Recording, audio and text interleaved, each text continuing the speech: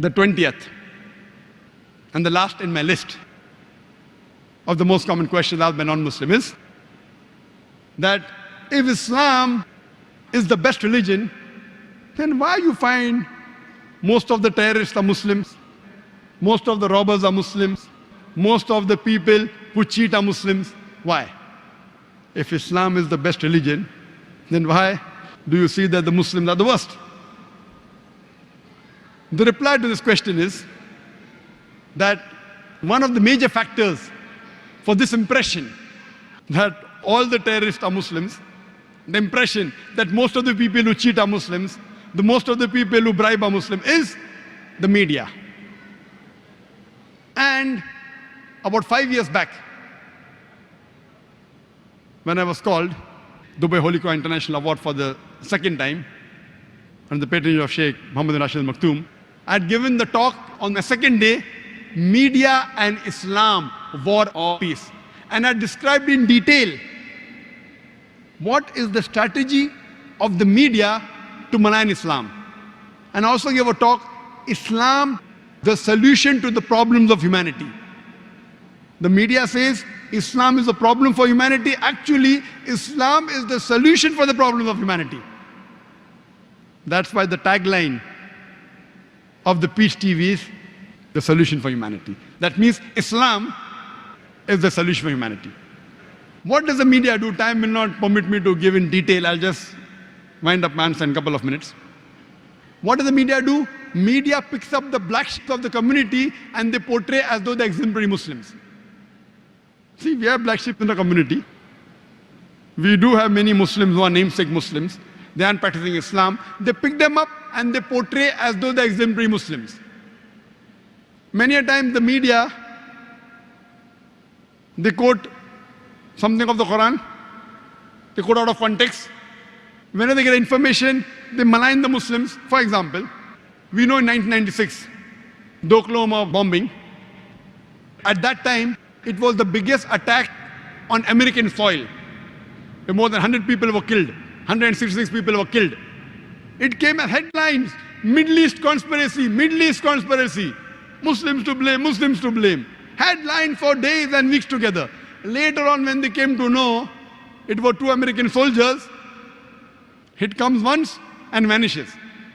When they don't know the culprit, it comes for days as headlines. When they come to know the real culprit, 1 or 2 days, the news goes out.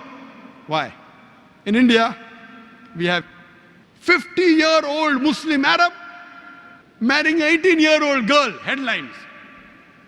When 50-year-old non-Muslim rapes a 6-year-old girl, it comes in news briefs. That 50-year-old Arab Muslim, he's taking permission and marrying a girl with her will, with the will of the parents. It doesn't go down the throat of the media. But when a 50-year-old non-Muslim rapes a 6-year-old girl, it comes in news briefs. Why? Same example, couple of weeks back, there was a bomb blast in Pune, German bakery. 9 people were killed. Suspect, Muslim, Muslim, Muslim. Suspect, huh? Suspect. No 100% proof. Same day, the Maoists, they killed 16 policemen. Not civilians, policemen, huh? It comes in news brief. Muslim suspect, 9 civilians killed, 16 policemen killed by Maoist. Comes in news briefs. Ajib. They know the people who killed, not civilians. They have got cannons, rocket launchers. They bombard the full police station. Comes in news brief. They don't know who did the Pune bomb blast. Muslim suspect. And it's continuously there for many days. They don't know who did it.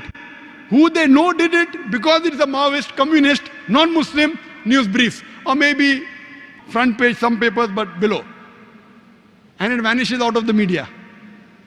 So the major cause is the media. Media and Islam, war or peace. Unfortunately, Muslims are very weak in media. Very weak. We may have good media about song channel, dance channel, many. But Islamic channels, unfortunately. Yes, I do know there are black sheep in the community. But yet, with all the black sheep. Yet, as a whole, the Muslims are the biggest teetotalers in the world. I know some Muslims who can drink the non-Muslim under the table. But as a whole, the biggest community of teetotalers in the world are Muslims. The biggest community as a whole that gives charity, they are Muslims. There is no non-Muslim, no human being in the world who can show a candle to a practicing Muslim as far as modesty is concerned, as far as sobriety is concerned, as far as human values are concerned, as far as ethics are concerned. No human being can show a candle to a practicing Muslim as far as modesty is concerned, as far as sobriety is concerned, as far as human values are concerned, as far as ethics are concerned. And I always give the example. Suppose you want to judge how good a car is, and latest S600 model of Mercedes is launched in the market, 2010 model. You want to test the car. You put behind the steering wheel a driver who does not know how to drive, and he bangs up the car. He has an accident. Who will you blame? Will you blame the car or the driver? Driver. If you want to know how good the car is, you have to know the specifications. What is the pickup? What are the safety measures? What is the ratio? What is the average of the car? Anti-brake locking system. Look at the specifications. And really, if you want to test drive the car, put behind the steering wheel an expert driver. If you really want to know about Islam, don't look at the Muslims. Look at the scriptures, the glorious Quran and the Sahih Hadith. Don't look at me. Don't look at the Muslims. If you really want to test drive a car, put behind the steering wheel an expert driver. The best exemplary Muslim you can find is Prophet Muhammad Sallallahu Alaihi Wasallam. Read his seerah. You will find he's the best exemplary Muslim and the best exemplary human being that has lived. That's the reason I say that understand the religion by looking at the scriptures. And when you read the scriptures, the authentic sources, the Quran and Sahih Hadith, you will really appreciate Islam.